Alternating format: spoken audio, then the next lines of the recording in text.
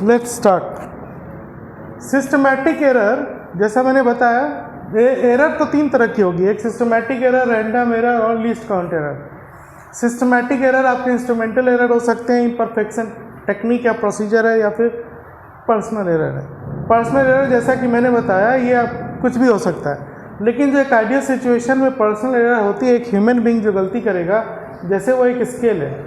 इस स्केल में क्या होता है, अगर आप नॉर्मली देखेंगे तभी आपकी रीडिंग सही आएगी। अगर आप नॉर्मली नहीं देख रहे हैं, किसी और तरफ से देख रहे हैं, तो रीडिंग में प्रॉब्लम आ सकती है, और ऐसे एरर्स को हम पर्सनल एरर में रखते हैं। अब आते हैं हम पढ़ने के लिए रैंडम एरर। रैंडम एरर क्या होता है, इसकी कोई पीरियोडिसिटी नहीं है। जैसे सिस्टमैटिक एरर मैंने बताया था कि 1 डायरेक्शन में एरर होगा, लेकिन रैंडम डायरेक्शन एरर जो है इरेगुलरली आ जाएगा। तो अगर मैं इसको डिफाइन करूं रैंडम एरर को, तो these are the errors which occurs irregularly and hence are random with respect to sign and size. इसका सिर्फ डेफिनेशन मैं लिख देता हूँ, क्या है, इसमें कोई लिमिट नहीं है इसकी। The random errors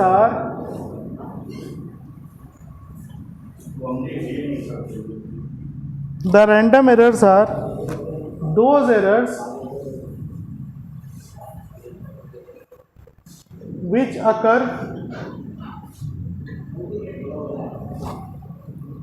irregularly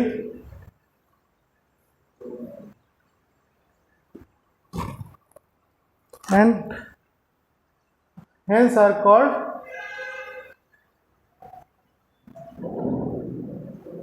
random error। ठीक है, इसकी कोई अदर सब डिवीज़न नहीं है, इसका कोई लिमिट नहीं है, कहीं से भी आ सकता है। अचानक से कोई एरर हो सकती है, वो इन्वायरमेंट पे, साइन पे आपको डालना था, प्लस हो गया माइनस, तो वो सारे आपके रैंडम एरर्स हैं। तो एक बार फिर देखिए, एरर्स कितने तरह के होते हैं। पहला सिस्टमैटिक एरर, दूसरा रैंडम एरर, और तीसरा least count error. Systematic error आपके इंस्ट्रूमेंटल एरर हो सकते हैं, इम्परफेक्शन इन एक्सपेरिमेंटल टेक्निक और प्रोसीजर, और पर्सनल एरर्स। मतलब ये सारे एरर वो हैं जो हमेशा एक ही डायरेक्शन में हो सकते हैं। कुछ वैल्यू जो फाइनल रिजल्ट है वो थोड़ा ज़्यादा हो जाएगा या थोड़ा कम हो जाएगा, मतलब प्लस या माइनस एक ही डायरेक्शन में, वो सिस्टमैटिक एरर है। रैंडम एरर का कोई लिमिट नहीं है, कुछ भी हो सकता है, अचानक से कुछ हो गया। ये सारे आपके रैंडम एरर्स हैं, इसकी कोई सब डिवीज़न नहीं है। फिर आपके है theoretically least count error. Least count error हमें समझना है कि ये क्या होता है।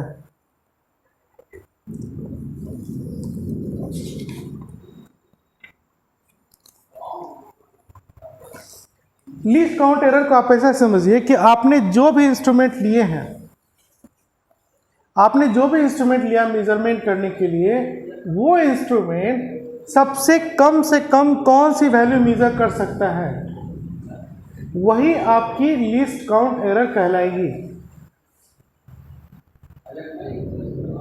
मतलब लीस्ट काउंट, नाम से ही देखो ना क्या होता है। अगर आपको समझ में नहीं आ रहा तो आप इसका देखो, मतलब नाम में छिपा हुआ है। पहली चीज है काउंट। काउंट मतलब क्या होता है, काउंट करो, मेजर करो। लीस्ट का मतलब क्या हो गया, सबसे कम। सबसे कम क्या काउंट कर रहा है, या सबसे कम मेजरमेंट क्या हो रहा है ना। तो the minimum measured value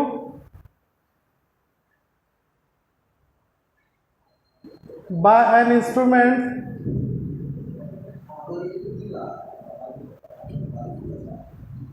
is called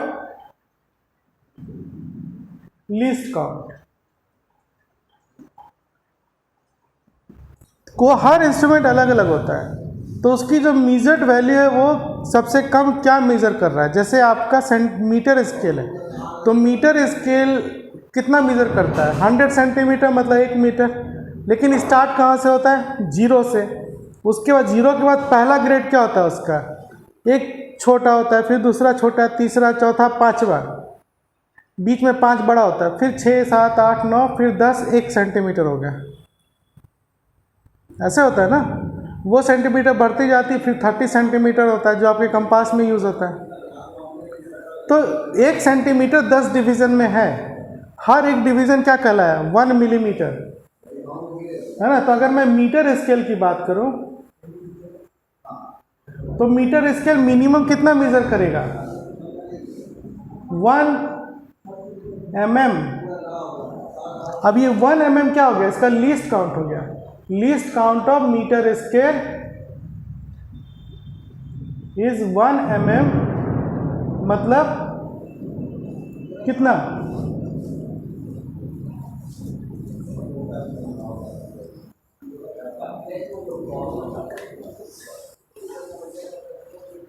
आप स्केल पे काउंट करो, 0 से 10 काउंट करोगे तो 1 सेंटीमीटर होगा, मतलब 10 mm 1 सेंटीमीटर हो गया। तो जो एक डिवीज़न मेजरमेंट होती है 1 mm है, तो 10 mm कितना हो गया, 1 सेंटीमीटर। तो 1 mm कितना हो गया, 1/10 सेंटीमीटर, मतलब 0.1 सेंटीमीटर। तो अगर मैं लीस्ट काउंट एरर की बात करूं कि वो कितना एरर कर सकता है, तो least count of metre scale, ये आपका आ गया 1 mm या 0.1 सेंटीमीटर। और अगर मैं इसको मीटर में बदल दूं तो 100 से डिवाइड करना होगा, तो 0.000, देखो 100 सेंटीमीटर का 1 मीटर, तो 1 सेंटीमीटर इक्वल टू 1/100 मीटर। तो इसमें 100 से अगर मैं डिवाइड कर दूं तो मीटर हो जाएगा। ये डेसिमल हटाओगे तो 000 हो जाएगा, मतलब 0.001 मीटर, 0.001 मीटर। ये लिस्ट काउंट हो गया किसका, मीटर स्केल का। तो अगर लिस्ट काउंट एरर होती है तो मीटर स्केल में एरर होगा, तो कम से कम इतना का एरर हो जाएगा जो मैंने बोला, एक डिवीज़न गलत हो गई, ये एरर हो सकती है। समझ में आई? इसी अगर ऐसा एरर हुआ तो इसको हम बोलेंगे लिस्ट काउंट एरर। उसी तरह से कुछ और डिवाइसेस होती हैं, जैसे एक मान लो वर्नियर कैलिपर है, least count of vernier caliper.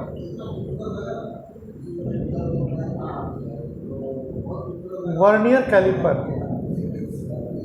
ठीक है, ये होता है आपका 0.01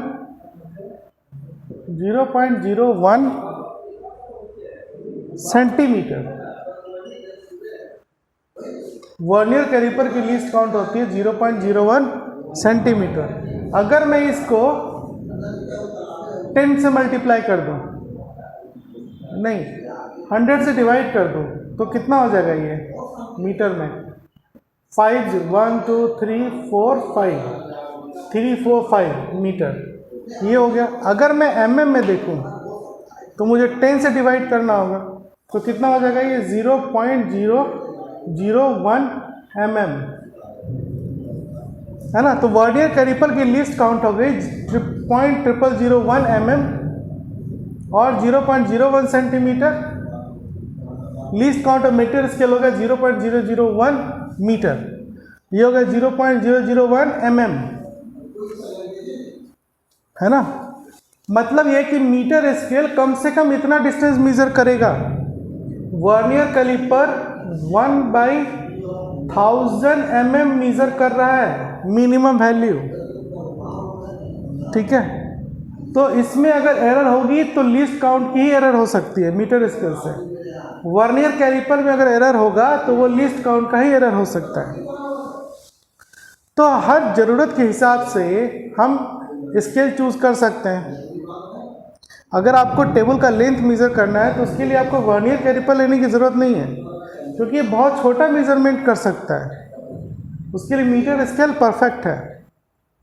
तो बहुत छोटी चीज़ों को मेज़र करने के लिए मुझे छोटे डिवीज़न वाले इंस्ट्रूमेंट चाहिए। बात समझ में आ रहा है? और साइंस और टेक्नोलॉजी की बात करें तो जो जितना कम डिस्टेंस मेजर कर सकता है वो उतना एक्यूरेट डिवाइस है। ठीक है, उसी तरह स्फेरोमीटर की बात करें,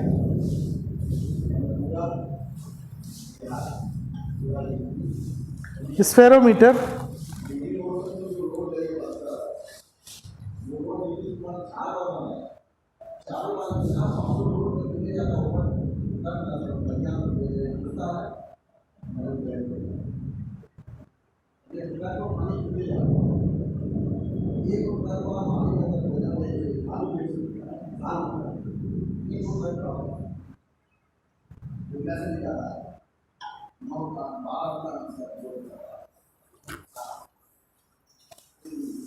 ठीक है, तो मैं बता रहा था कि लीस्ट काउंट क्या होता है। कोई इंस्ट्रूमेंट कितना मिनिमम डिवीजन मेजरमेंट करेगा वही उसका लीस्ट काउंट होता है। मीटर स्केल की लीस्ट काउंट हुई 1 mm, वर्नियर कैलिपर की लीस्ट काउंट हुई 0.0001 millimetre.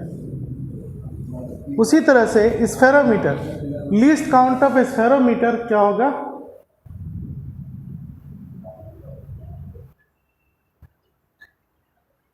Least count of spherometer ये होगा आपका 0.001 सेंटीमीटर, 0.001 सेंटीमीटर। मतलब स्फेरोमीटर कम से कम इतना डिवीजन मेजर कर सकता है।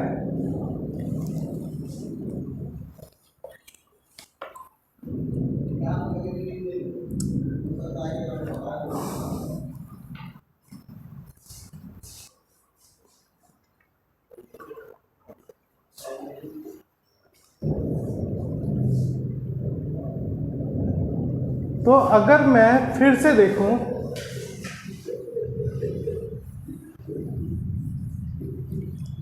एक तो लीस्ट काउंट है ना। सबसे पहले मीटर स्केल,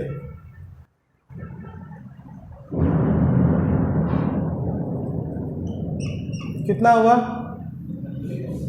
सेंटीमीटर में लें तो 0.1 सेंटीमीटर। दूसरा वर्नियर स्केल कितना हुआ? सेंटीमीटर में 0.01 सेंटीमीटर। तीसरा स्फेरोमीटर, सेंटीमीटर में कितना हुआ? 0.001 सेंटीमीटर। ठीक है, तो आप देख सकते हैं कि लीस्ट काउंट होता है smallest measurement done by instrument. Science और टेक्नोलॉजी की बात करें तो जो सबसे कम डिस्टेंस मेजर करेगा वो मोर एक्यूरेट डिवाइस है, लेकिन प्रैक्टिकली हमें जितनी ज़रूरत है हम उस हिसाब से यूज़ करते हैं। ठीक है, लीस्ट काउंट का मतलब होता है कोई इंस्ट्रूमेंट कितना मिनिमम इंस्ट्रूमेंट मेजर कर सकता है। अब अगर मैं mm में लिखूं इसकी वैल्यू, तो आप देखिए 10 mm का 1 सेंटीमीटर होता है ना। मतलब 1 mm इक्वल टू कितना हो गया? 1/10 सेंटीमीटर। मतलब सेंटीमीटर है, इसमें हम 1/10 मल्टीप्लाई कर दें तो वो क्या बन जाएगा? मिलीमीटर।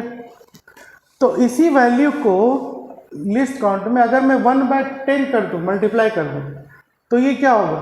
0.01 mm हो जाएगा। तो मीटर स्केल का लीस्ट काउंट ये भी है, ये भी है। फिर मैं अगर इसमें 1/10 मल्टीप्लाई कर दूं तो क्या होगा? ये 0.01 mm। अब इसमें अगर मैं 10 से मल्टीप्लाई 1/10 से मल्टीप्लाई कर दूं तब ये क्या होगा? 0.0001 mm। ठीक है, तो ये लिस्ट काउंट था, ये आपको समझ में आ गया होगा, इसको नोट करिए।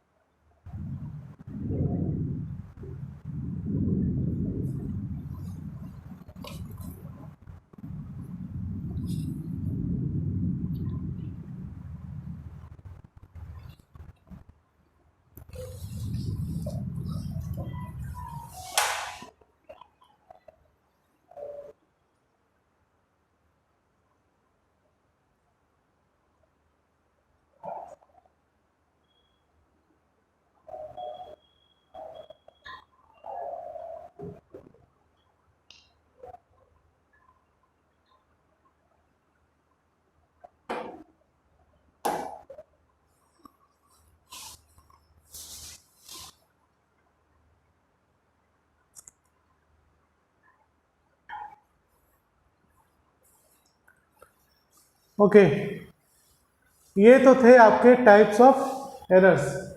अब हम देखते हैं कि इसमें हमें और क्या क्या पढ़ना है। एरर्स में न्यूमेरिकल वगैरह कैसे आते हैं वो समझना है।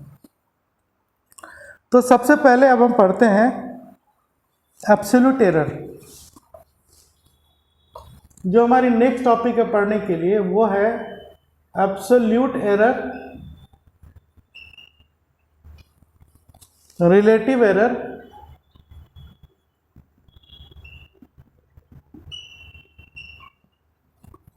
And percentage error.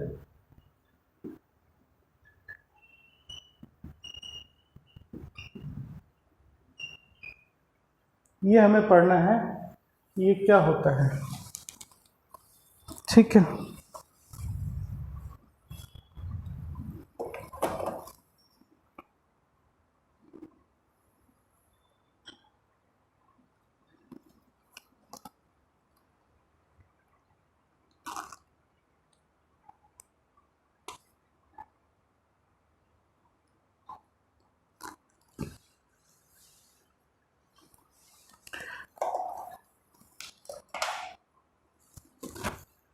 देखो तीन चीजें हमें पढ़नी है, absolute error, relative error and percentage error. ये क्या होता है? अगर कोई क्वांटिटी आपने मेजर किया, मान लीजिए ये मेजर किया है, कोई क्वांटिटी है, ये लेंथ, एरिया, वॉल्यूम कुछ भी हो सकता है। अगर मैं इसको मेजर कर रहा हूँ तो इसमें एब्सोल्यूट एरर आ सकती है। और वो एब्सोल्यूट एरर कैसे निकालेंगे हम? देखिए फॉर्मूला क्या है, एब्सोल्यूट एरर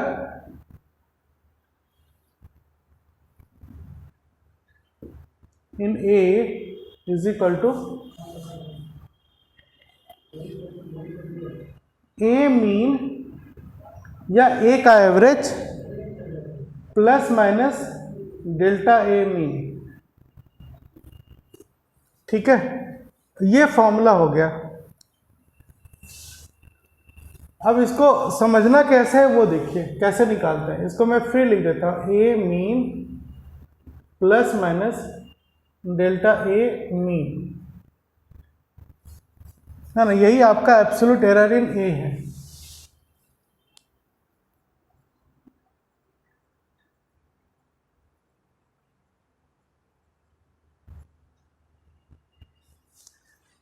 देखिए इसको बनाएंगे कैसे, हमें ये देखना है कि ए में कितनी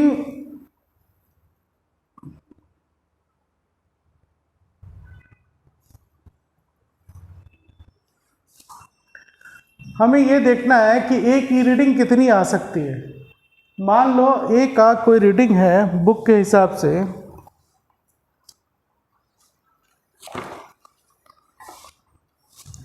मान लो मैंने कोई एक्सपेरिमेंट किया। In doing an experiment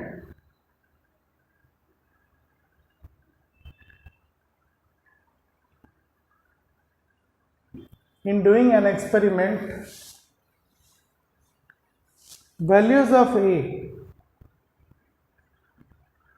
calculated n times। मान लीजिए मैंने n टाइम्स वैल्यू ए की वैल्यू को कैलकुलेट किया और वो वैल्यूज हो गई मान लीजिए आपकी A1, A2, A3 so on AN। मतलब मैंने कोई एक्सपेरिमेंट किया n टाइम्स, ठीक है, n टाइम्स एक्सपेरिमेंट किया तो उसकी n रीडिंग आ गई। एक कोई चीज़ है जिसकी हमें मेजरमेंट करनी थी, उसकी n टाइम्स रीडिंग आ गई। इस बात पे ध्यान दीजिए कि हमने एक एक्सपेरिमेंट किया और उसकी n टाइम्स रीडिंग आई है।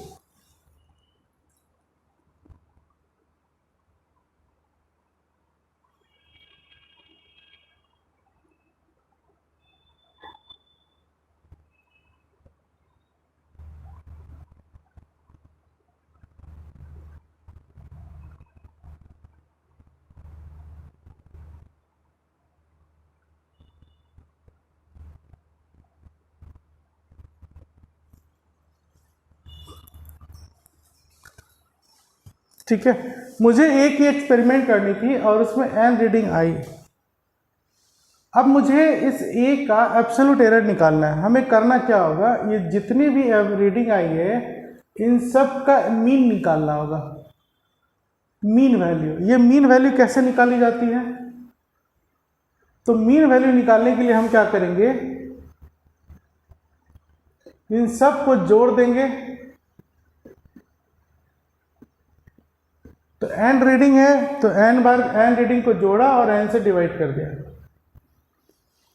या फिर अगर मान लो 10 रीडिंग होगी तो आप A1 A2 A3 करके A10 10 बार जोड़ेंगे और 10 से डिवाइड कर देंगे, तो ये एवरेज मीन आ गया, है ना। तो आप कहीं पे इसको लिख लो, जैसे अगर मुझे ये ए मीन की वैल्यू निकालनी थी तो ए मीन हमने निकाल लिया A1 plus A2 plus so on AN by n, है ना। इस वैल्यू से हमने ए मीन निकाल लिया। अब मुझे क्या निकालना है, डेल्टा ए मीन। तो डेल्टा ए मीन क्या होता है, ये एक्चुअली में इसको हम एरर कहेंगे। तो ए में जो A1 में जो एरर होगा उसे हम क्या लिखेंगे, डेल्टा A1, है ना। आप ऐसे कह सकते हो, error in A1 is equal to delta A1, ठीक है। अब ये कैसे आएगा, आपके पास A1 की रीडिंग थी और आपने यहां पर ए मीन निकाल चुके हो, तो A1 में ए मीन को घटा दो। मतलब जो आपकी जो वैल्यू आई है वो एवरेज के कितनी नज़दीक है उसको हम घटा देते हैं। घटाने के बाद जो भी वैल्यू आएगी वो ये डेल्टा 1 ही होगी, है ना। तो उसको हम, ये प्लस हो सकता है या फिर माइनस हो सकता है, तो डेल्टा A1 प्लस या माइनस हो सकता है। लेकिन एरर हमेशा जोड़ी जाती है, कभी घटाई नहीं जाती है, तो हमें इसका सिर्फ मॉड लेना है, मतलब सिर्फ प्लस डेल्टा A1 ही कंसिडर करेंगे। ये बात समझ में आया।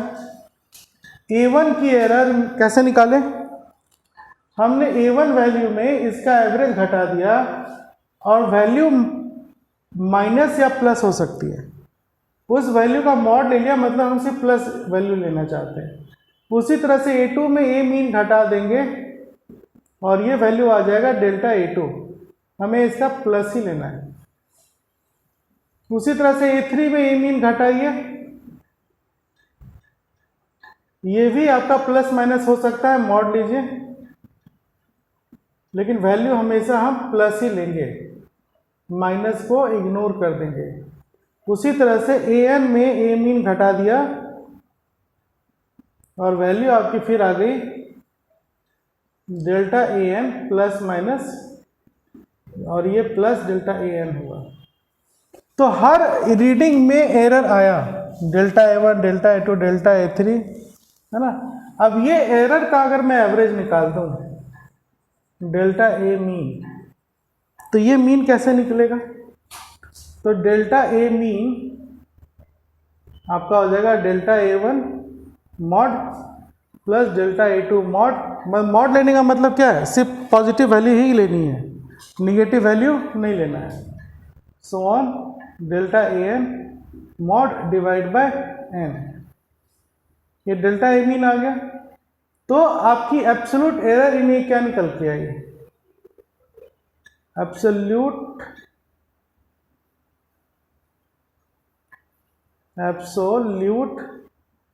Value in A1 is equal to A mean value in A mean plus minus delta A mean, ये आ गया। तो आपने कोई मेजरमेंट करना था ए, उसके लिए 10 n मेजरमेंट किया और एवरेज निकाला दोनों का, तो आपका ए mean plus minus delta A mean करेंगे तो आपकी एब्सोल्यूट वैल्यू आ जाएगी। ठीक है, इस चीज़ को समझिए।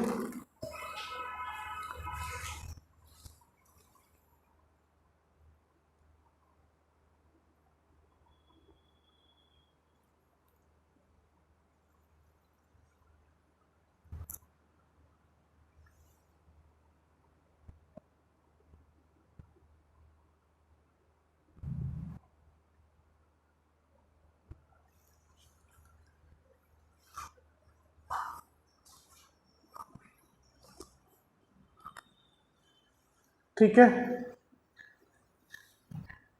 अब आते हैं, ये सारी चीज़ें आ गई। अब आप देखो कि हमें क्या करना है। मैंने आपको बोला था कि रिलेटिव एरर निकालना है, ये एब्सोल्यूट वैल्यू आ गई। अब रिलेटिव एरर, इस इक्वेशन को देख करके आप रिलेटिव एरर निकाल सकते हैं। रिलेटिव एरर क्या हो जाएगा आपका,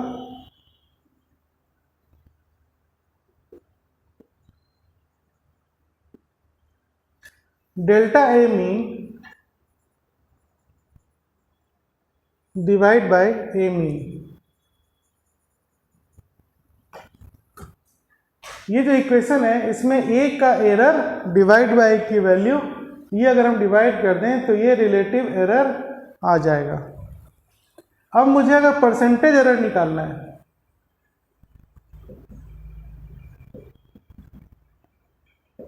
तो ये हो जाएगा रिलेटिव एरर मल्टीप्लाइड बाय 100। मतलब परसेंटेज एरर को हम लिखेंगे delta A mean divide by A mean into 100। इससे आपकी परसेंटेज एरर निकल जाएगी। ठीक है,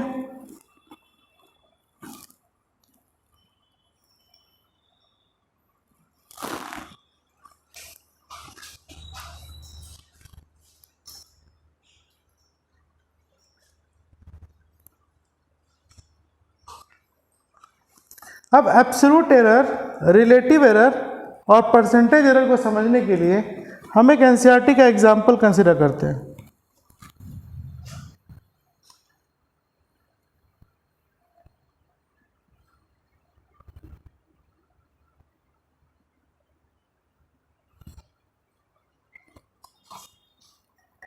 ठीक है, NCERT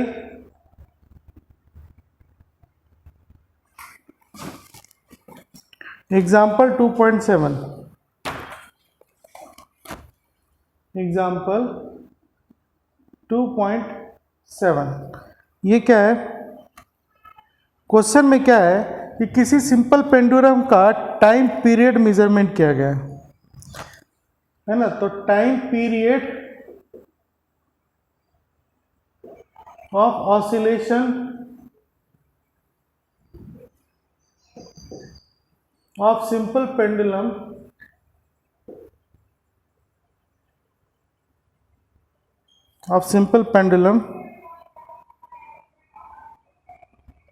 is found to be, देखो सिंपल पेंडुलम के टाइम पीरियड का एक्सपेरिमेंट करना था, उसके लिए उसका एक्सपेरिमेंट किया गया है ना, और उसमें बहुत सारे रीडिंग आए।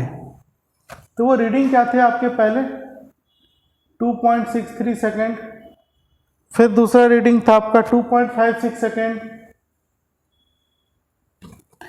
फिर तीसरा था आपका 2.42 सेकेंड, चौथा था आपका 2.71 सेकेंड, और फिर लास्ट में आपका 2.80 सेकेंड। हाँ, तो 5 रीडिंग है, 1 2 3 4 5। तो ये डाटा है और इस डेटा दिया हुआ, मतलब ये एक्सपेरिमेंट हुआ टाइम पीरियड के लिए, और मुझे इसमें एब्सोल्यूट एरर, रिलेटिव एरर और परसेंटेज एरर निकालनी है। तो फॉर्मूला क्या था आपका, जैसे कोई रीडिंग मैंने किया तो बताया था आपको कि एब्सोल्यूट वैल्यू कैसे निकाली जाती है, ए mean plus minus delta A mean, है ना। तो मुझे सबसे पहले ए मीन निकालना है, तो ए मीन निकालने के लिए क्या करना होगा, ये कितने रीडिंग है, 1 2 3 4 5, 5 रीडिंग है, इन सबको जोड़ के 5 से डिवाइड कर दो, 63 plus 56 plus 2.42 plus 2.71 plus 2.80 divide by 5, है ना, मतलब एवरेज निकाल रहे हैं। तो ये एवरेज आपका आ जाएगा 2.62 सेकेंड। ए मीन निकल गया, ठीक है। अब मुझे क्या निकालना है, डेल्टा ए मीन, मतलब हर रीडिंग जो आई है इसमें जो एरर होगा वो डेल्टा ए होगा, ठीक है। तो वो डेल्टा ए मीन कैसे निकालेंगे, इसको अब हम मिटा देते हैं। अब हमें निकालना है डेल्टा ए मीन। तो देखो ये जो पहली रीडिंग है आपकी वो डेल्टा ए वन हो गई, इसमें हम क्या माइनस कर देंगे, delta A mean, A mean, सब में ए मीन माइनस कर देंगे,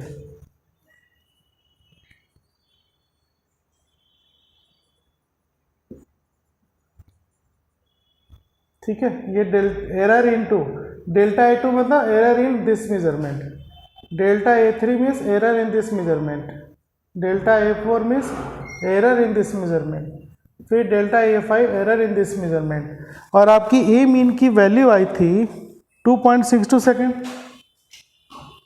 तो ये सारी वैल्यू जो है 2.62 सेकेंड है।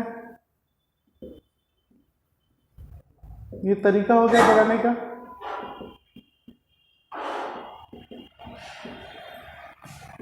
अगर आप इसको सॉल्व करेंगे तो कुछ वैल्यू पॉजिटिव आएगी, कुछ वैल्यू निगेटिव आएगी। जैसे पहली वैल्यू आपकी आ रही है 0.01 सेकेंड, दूसरा वैल्यू आ जाएगा आपका -0.06 सेकेंड, तीसरा वैल्यू आएगा -0.20 सेकेंड, फिर एक वैल्यू आ जाएगी 0.09 सेकेंड, फिर एक वैल्यू आ जाएगी आपकी 0.18 सेकेंड, ठीक है। हमें करना क्या है, मुझे डेल्टा ए मीन निकालना है। तो डेल्टा ए मीन निकालने के लिए मैंने आपको बताया था कि एरर हमेशा जोड़ी जाती है, वो कभी भी सब्ट्रैक्ट नहीं होगी। तो अगर आप इन सब को जोड़ेंगे तो यहाँ पे कुछ प्लस माइनस वैल्यू है, प्लस भी है और माइनस वैल्यू भी है। तो हमें सबका प्लस लेना है, मतलब मॉड लेना है, सबका एब्सोल्यूट मॉड लेने के बाद क्या हो जाएगा, सारी पॉजिटिव वैल्यू आ जाएगी। तो 0.01, 0.06, 0.02, 0.09, 0.18 डिवाइड बाय 5। मतलब आप देखो एरर हमेशा जोड़ी जाती है, कभी भी उसका निगेटिव वैल्यू नहीं लेंगे, हमेशा हम पॉजिटिव वैल्यू लेंगे, ठीक है। तो ये सारी वैल्यू जो आएगी निकल कर आपकी ये हो जाएगा 0.11 सेकेंड, है ना। तो हमें निकालना क्या था, डेटा दिया हुआ था टाइम पीरियड का, ऑसिलेशन का, है ना। तो एक तो हमने उसमें टाइम पीरियड का मीन निकालना था। तो ये मीन वैल्यू वही है जो हमने मीन वैल्यू यहाँ निकाली फॉर्मूले के अकॉर्डिंग, वो था आपका 2.62 सेकेंड। फिर इसमें जो एरर हो सकता है वो निकाल लिया, वो निकल के आया 0.11 सेकेंड, ठीक है। ये सब चीज़ें हमने निकाल ली। तो अब हमारा नेक्स्ट स्टेप क्या होगा,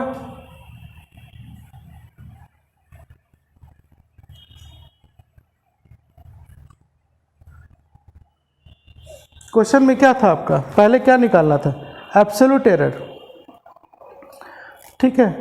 तो आपकी जो एब्सोल्यूट एरर है वो यही है 0.11 सेकेंड। तो इसको नियर 1 डिजिट में लिखेंगे हम 0.1 सेकेंड। तो absolute value of time period, absolute value of time period, ये निकल के आपका आया 2.6 प्लस माइनस 0.1। ये आपकी एब्सोल्यूट वैल्यू होगी, पहली आंसर, ठीक है। अब हमें क्या निकालना है, रिलेटिव एरर। तो relative error in time period,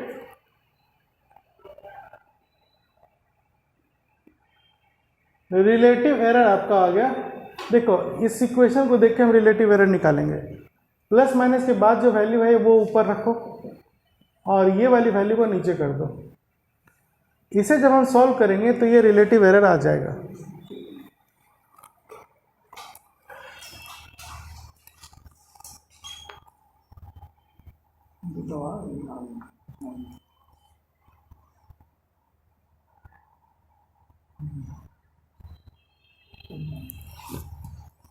बार बार क्यों गायब हो जाता समझ में। हाँ नेट स्लो, बच्चे लोग कुछ बदमाशी करता है ना, कुछ ना कुछ करते रहेंगे, बात मानेंगे नहीं। तो टाइम पीरियड मीन निकला आपका ये, डेल्टा टी मीन निकला ये, एब्सोल्यूट वैल्यू टाइम पीरियड निकल के आया दिस प्लस दिस, 1 डिजिट पे। रिलेटिव एरर मैंने बताया इस चीज दिस डिवाइड बाय दिस, है ना। अब आप इसको सॉल्व करेंगे तो कितना आएगा, इसको आप ऐसे भी छोड़ सकते हो 1/26, ये रिलेटिव एरर है। अगर मैं परसेंटेज एरर निकालूं तो ये हो जाएगा 1/26 इंटू 100 इज इक्वल टू, इसको सॉल्व कर लीजिए, ये लगभग 4% आ जाएगा अप्रॉक्स। ठीक है, तो ये एक तरीका है जिससे आप एब्सोल्यूट एरर, रिलेटिव एरर और परसेंटेज एरर निकालते हैं।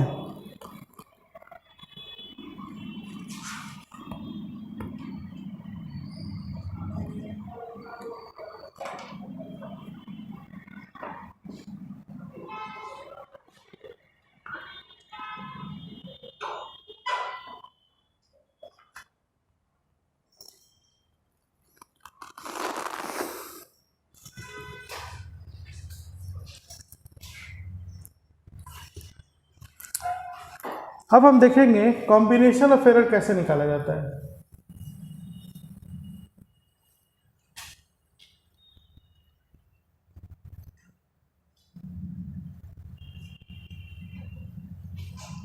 कॉम्बिनेशन ऑफ एरर्स,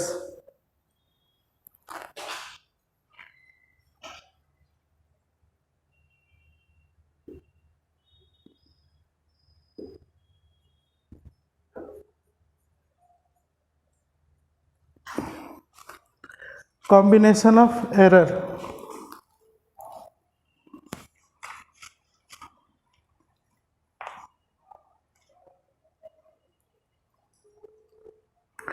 जैसे मान लो केस, पहला केस लेते हैं कि z इज इक्वल टू दिया हुआ a प्लस बी, ये कोई वैल्यू मेजर हुई है ना, z is equal to a plus B. अब मुझे यहाँ पर ये देखना है कि अगर a मेजरमेंट हुआ है तो इसमें एरर आया होगा, तो a का एरर को हम क्या लिखेंगे, डेल्टा a। फिर b मेजरमेंट हुआ है तो b में भी एरर हुई होगी, तो उसके एरर को हम क्या लिखेंगे, डेल्टा b। और ये प्लस होगी, ये भी प्लस होगी, जो भी प्लस माइनस होता है हमें सिर्फ प्लस लेना है। एरर हमेशा जोड़ी जाती है तो ये फिर जुड़ जाएगा। अब दोनों a का एरर और b का एरर जोड़ेंगे तो क्या मिलेगा मुझे, z का एरर। मतलब z एक ऐसी क्वांटिटी है जो a और b पे डिपेंड कर रहा था, तो जब मैंने a और b को जोड़ा तो वो z आ गया। तो a को मेजर करने में गलती हुई, डेल्टा a, b को मेजर करने में गलती हुई, डेल्टा b, और ये दोनों जुड़ेगा, एरर हमेशा जुड़ेगा। तो एब्सोल्यूट वैल्यू ऑफ z क्या आ गया आपका, एब्सोल्यूट वैल्यू ऑफ z, ये क्या आ जाएगा, z plus minus delta z। ठीक है, यही आंसर होगा। फिर इसी तरह मान लीजिए हम दो क्वांटिटी का सब्ट्रैक्ट कर रहे हैं, दूसरा case z is equal to a minus B है। मतलब z कोई ऐसी क्वांटिटी है जो a में b को घटाकर मिलेगी। तो a को मेजरमेंट किया, a की वैल्यू आ गई, b को मेजरमेंट किया, b की वैल्यू आ गई, दोनों को माइनस कर दिया। अब a में जो एरर होगा वो डेल्टा a होगा, b में जो एरर होगा डेल्टा b होगा। एरर फिर जुड़ेगा, एरर कभी भी, गलती कभी भी माइनस नहीं की जाती है, गलती हमेशा जोड़ी जाएगी। तो फिर एब्सोल्यूट वैल्यू आपका जेड ऐसे आएगा, Z plus minus delta Z. ठीक है, तो एडिशन में एरर सेम रहेगा, सब्ट्रैक्शन में भी एरर सेम रहेगा। अब इसको समझने के लिए एक क्वेश्चन लेते हैं, एनसीईआरटी एग्जाम्पल 2.8।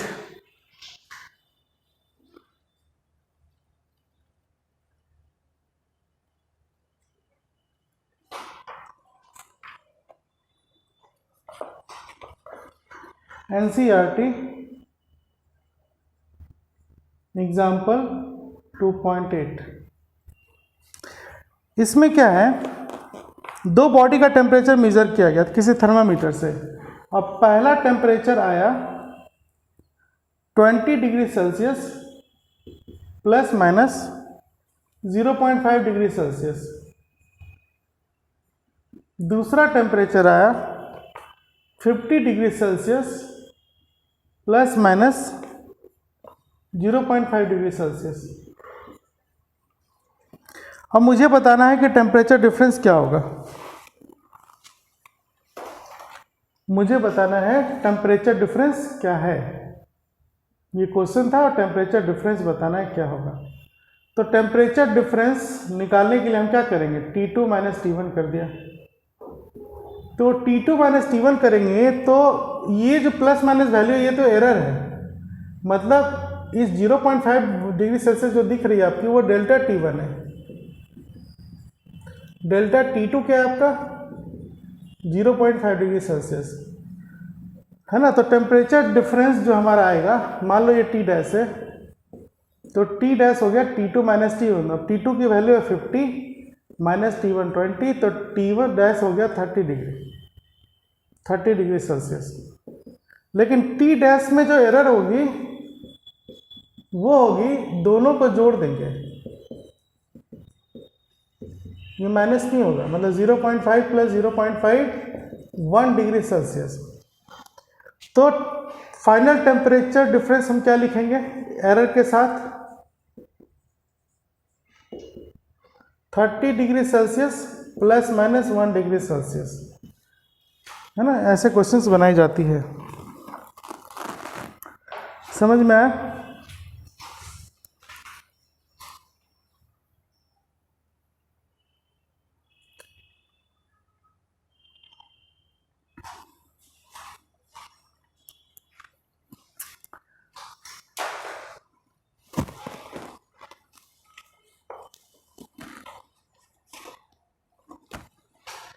तो आपने कॉम्बिनेशन ऑफ एरर पढ़ रहे हो, एडिशन का एरर, सब्ट्रैक्शन का एरर कैसे होता है वो आपको बता दिया। अब हम पढ़ने जा रहे हैं एरर इन प्रोडक्ट।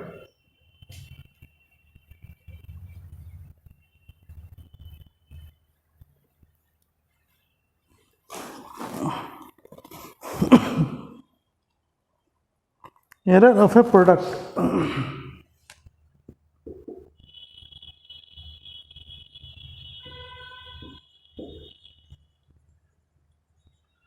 मान लो Z इज इक्वल टू, मैंने A इंटू बी निकाला,